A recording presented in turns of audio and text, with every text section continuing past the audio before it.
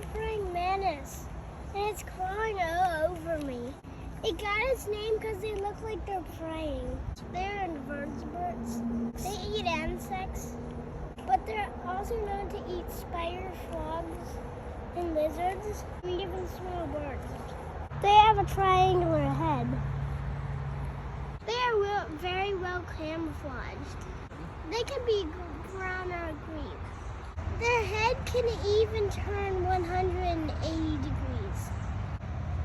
Their front legs have rows of spines that they hold their prey with.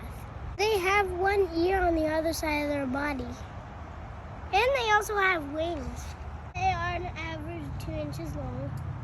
And they live 1 year. Sometimes the female will eat the male. Thanks again for exploring God's creation with me. Please like and subscribe. Hey, stop! Help him get it on. I don't want to touch it. So you're very well camouflaged, you know.